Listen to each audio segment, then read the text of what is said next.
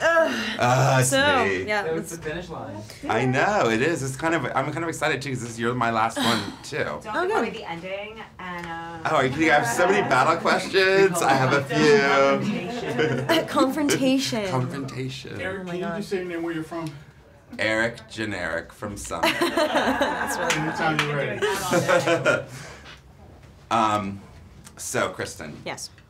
it's exciting to talk to you about this because I think after 5 years, you've really done something, and I don't know that it's something you set out to do, but you've created a franchise, and it's sad that we live in a world that even has to be this way, that is about a strong girl with strong convictions, who's not always strong, but is a strong sense of who she is, and sort of never wavers.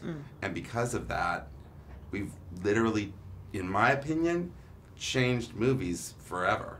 You know, do you feel that? Do you sense that at all? Are other people saying it?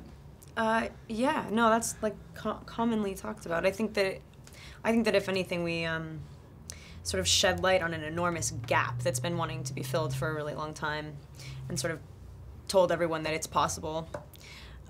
This thing that is so common that drives me nuts that Bella and Twilight is simply not, is when people try to fill that little void with false girl power, like, because it's such a thing right now. It's totally in to be like a strong girl. I feel like I read so many scripts that they changed the character name from Bobby to Sue, and they're like, cool, let's have Kristen Stewart play it.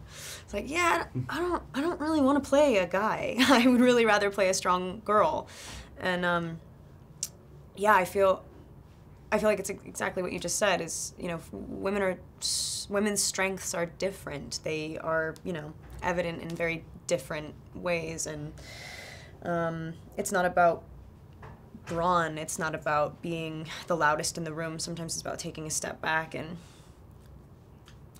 realizing that, you know, it's funny, what I'm about to say is like so cliche, but it's true. It's not the woman who's like in the front of the room desperately asserting herself. It's the one sort of clocking. That's the more interesting one. And you know, on the outside, you're this. Maybe you seem quiet. Maybe you seem a little introverted or shy or something. And to be able to say that you don't need to be loud. I don't know. You know what I mean? It's especially considering where Bella comes from and where she gets to. You have somebody who really has a lot of stock in her own feelings, and it's pretty I don't know, it's pretty great. I don't know if we're gonna like change. Hopefully that keeps going. Hopefully people demand that, you know what I mean. I think that they probably will. But yeah, good job, Twilight.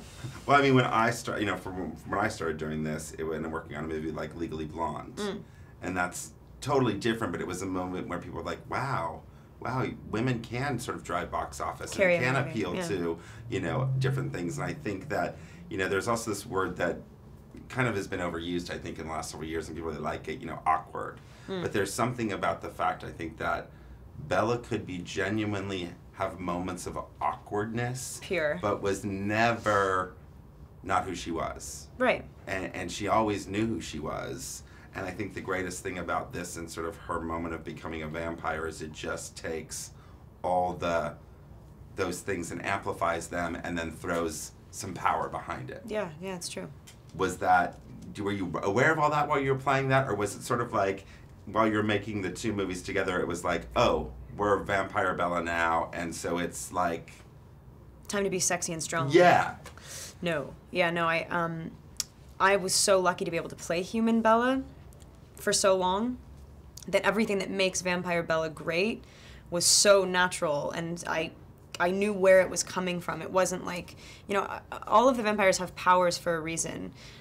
We didn't get to see where they lived in their human lives, but with Bella, it's like all of the progressions are so there. It's not like